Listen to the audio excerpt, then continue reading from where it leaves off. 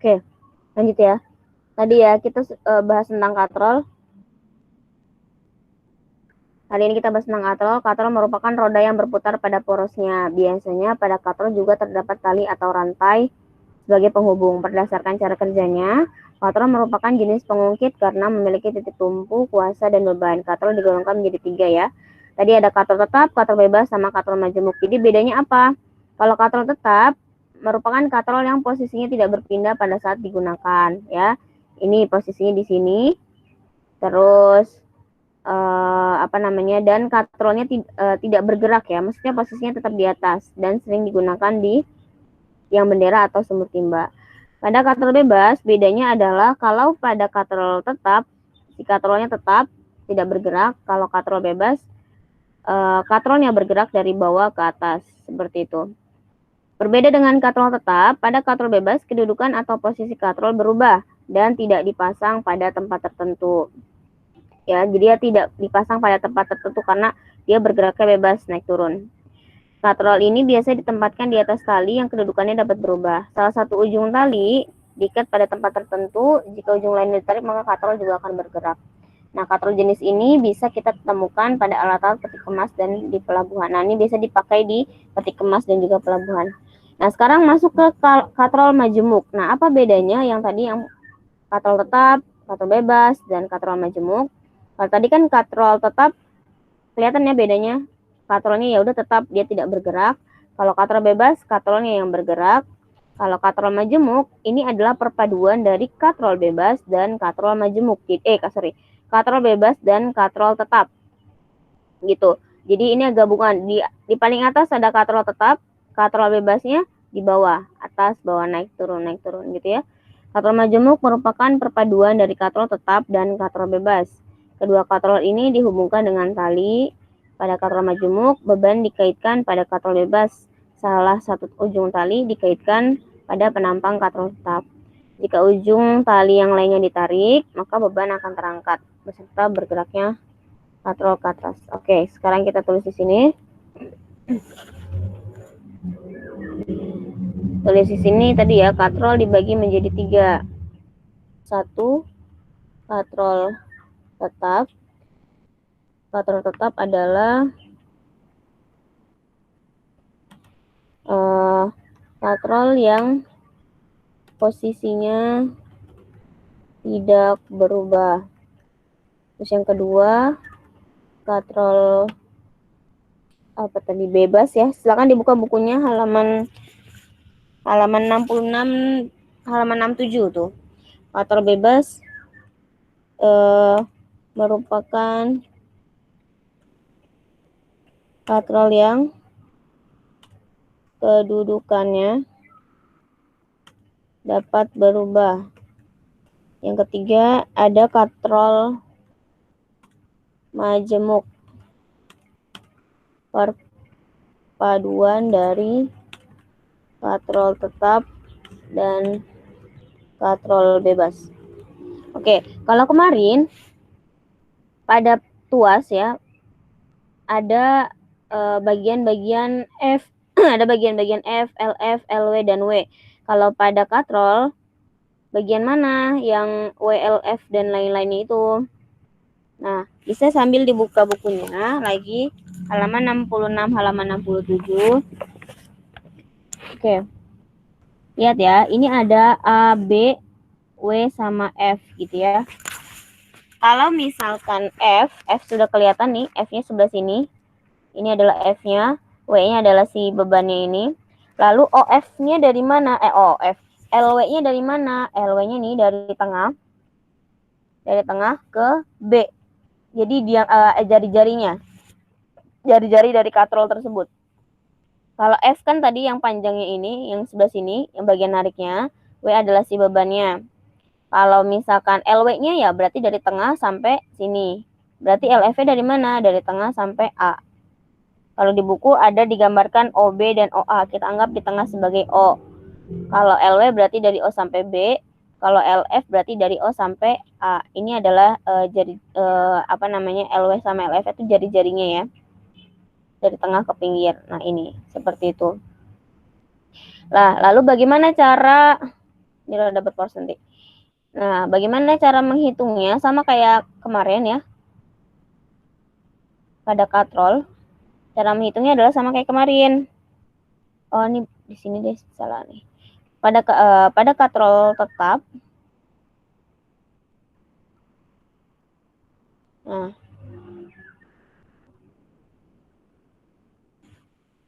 Nah, pada katrol tetap sebenarnya sama aja ya. Katrol bebas, katrol tetap cara menghitungnya sama. Nih, W kali LW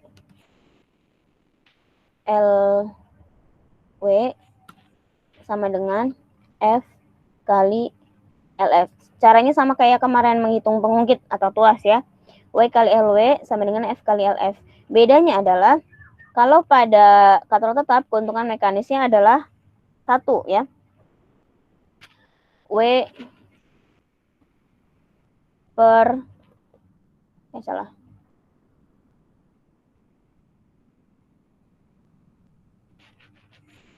KM sama dengan W per F sama dengan 1 gitu ya. Jadi apa namanya? Kalau ditanya kan kalau kemarin pada pengungkit kalau ditanya keuntungan mekanis kita harus ngitung dulu kan KM sama dengan W per F atau LF per LW gitu kalau kemarin. Kalau sekarang ditanya berapakah keuntungan mekanis pada katrol tetap? Langsung aja jawabnya 1. Berapa keuntungan mekanis pada katrol tetap? 1 gitu. Jadi terus kenapa Miss kalau udah tahu keuntungan mekanisnya 1 kenapa ada W per F? Nah, ini biasanya kalau misalkan di soal diketahui keuntungan mekanis tapi disuruh cari W. Ya udah berarti KM sama dengan W per F. KM-nya kan tadi 1, berarti 1 sama dengan W per F-nya misal di soal berapa. Gitu. Nah, yang katrol bebas bedanya adalah pada katrol bebas keuntungan mekanisnya adalah 2. Ya. KM sama dengan 2 seperti itu. Jadi kalau ditanya nanti ditanya katrol bebas berapa keuntungan mekanisnya adalah 2. Rumusnya sama kayak tadi W per F juga. KM atau gini deh. W tulis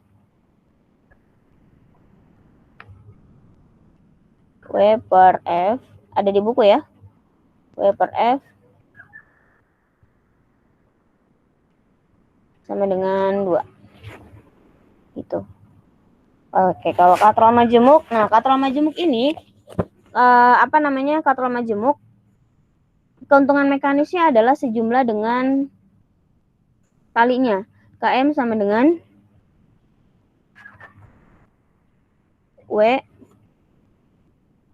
per F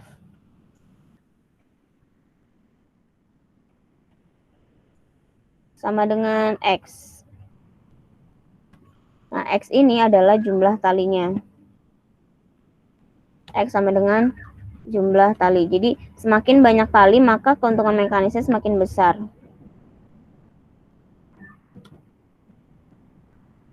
Semakin besar tali, maka semakin besar keuntungan mekanisnya. Oke, bisa sambil dilihat lagi halaman masih halaman 67 ya. Miss, kita tahu dari mana jumlah talinya banyak atau dikitnya? Lihat di halaman 67. Jumlah talinya adalah dihitung dari tali yang mencapai katrol. F-nya nggak dihitung ya. Kalau misalkan di halaman 67, itu kira-kira ada berapa tali? Di halaman 67 ada berapa tali? Selain dari yang F.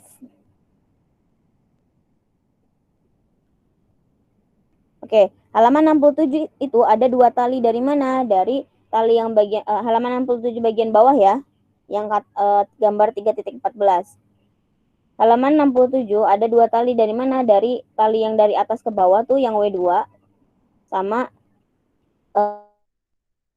dari bawah ke atas Jadi ada 2 tali. Yang F-nya nggak dihitung, jadi ada 2 tali ya. Halaman 67.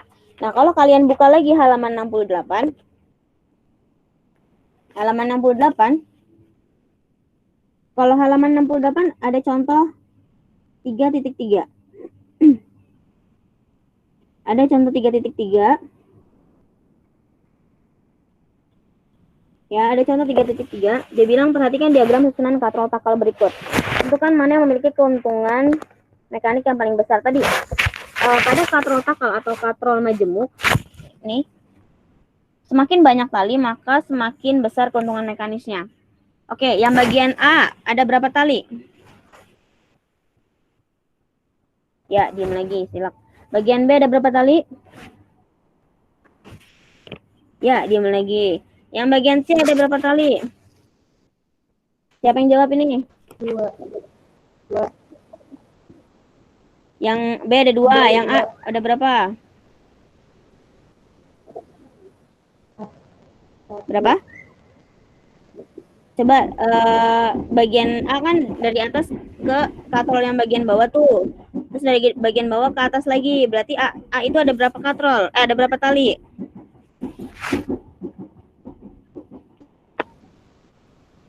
Ada berapa tali?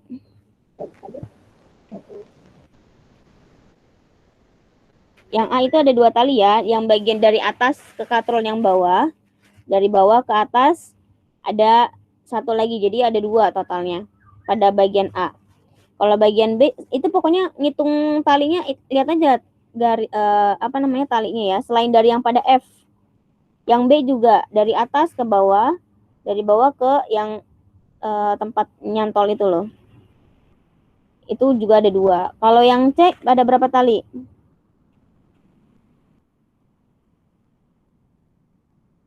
Coba dihitung ada berapa tali. Yang C.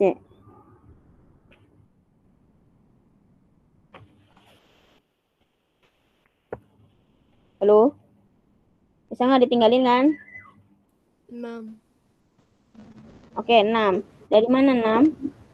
Selain daripada F ya, F-nya nggak usah dihitung. Coba kita hitung sama-sama. Dari yang atas ke bawah, 1. Terus dari bawah ke atas lagi, 2. Atas ke bawah lagi, 3. Ke atas lagi, 4. Terus 5. Ya, 6, betul ya. Ada 6 tali. Jadi, keuntungan mekanisme yang paling besar. Semakin banyak tali, maka semakin besar keuntungan mekanisnya. Ya, berarti keuntungan mekanis paling besar adalah yang C. Terima kasih yang sudah jawab. Alhamdulillahirrahmanirrahim. Akhirnya ada yang jawab dari tadi ya. Apa-apa. Oke, jadi pada kasus 3.3, keuntungan mekanis paling besar adalah yang C. Kenapa? Karena paling banyak talinya. Seperti itu. Oke, sampai katrol. Selanjutnya misalkan masuk ke bidang miring.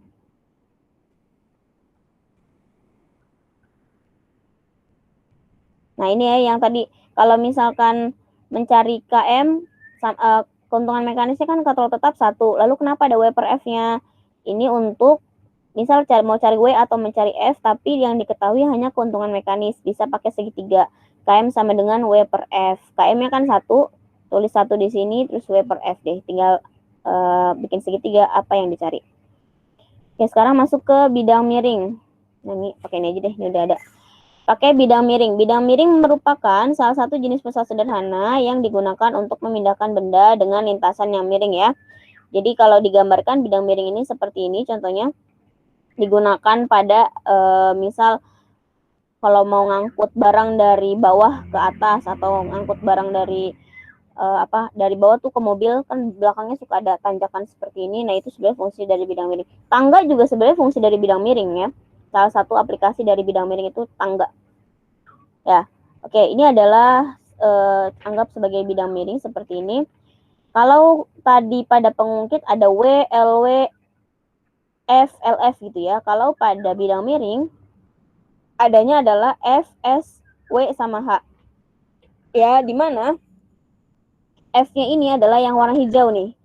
F-nya itu tenaga atau gayanya yang dibutuhkan untuk menaikkan si benda tersebut atau menurunkan. Ya.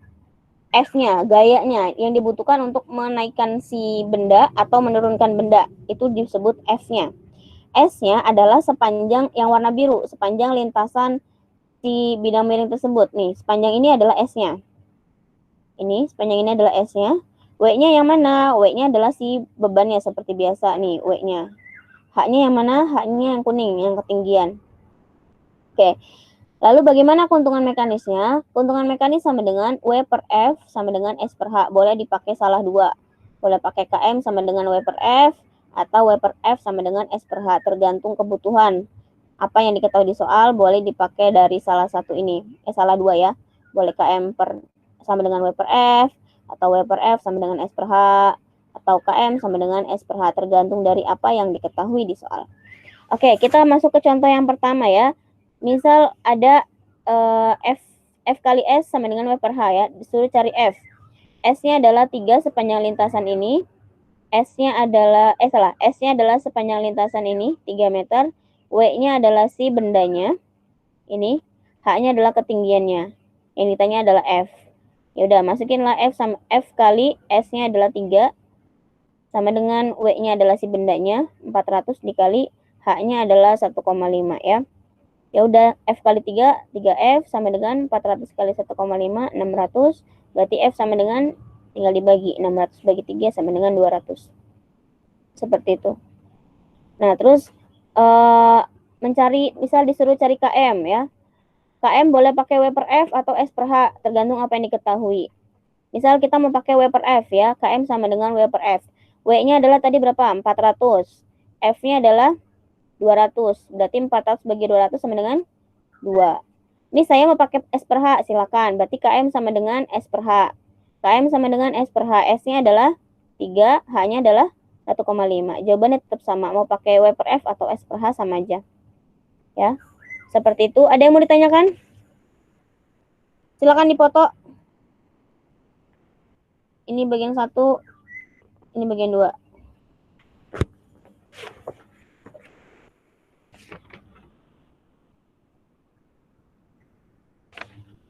Kalau nggak ada ya tugas lah. Oke, kalau ada mau nanya? Apa? Nggak kedengeran suaranya, kerusak-kerusak. Bagian 2. Di chat boleh, soalnya nggak kedengeran suaranya. Bisa nggak bisa dengar suaranya? Silakan di chat.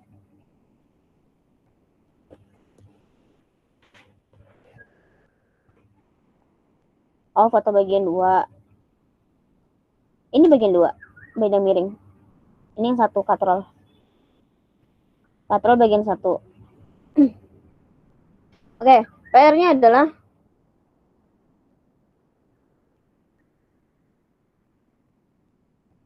Oke, ini PR ya.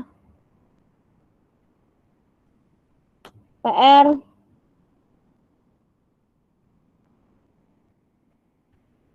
bisa langsung tulis di sini aja deh.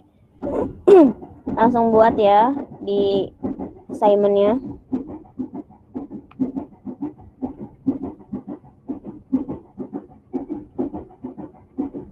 Sampai.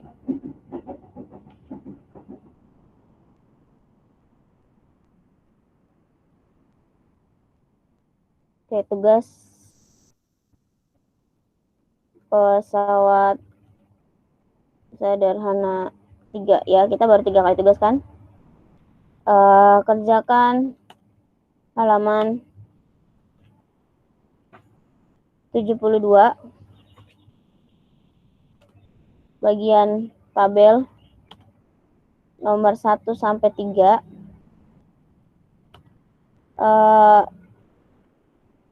Silakan yang mau pakai tabel boleh, nggak pakai tabel juga nggak apa-apa. Yang penting pakai cara. Yang mau pakai tabel silakan, nggak pakai tabel juga nggak apa-apa, asal pakai cara. Dan halaman 73 nomor 2 dan 3. Nomor 2 dan 3 pakai cara. tidak perlu pakai soal dan gambar, nggak apa-apa, asal pakai dan gambar. Tulis, diketahui, dan ditanya. Kerjakan boleh di buku tulis atau di buku cetak langsung, asal pakai cara asal pakai cara. Oke, deadline-nya silakan kita diskusi mengenai deadline.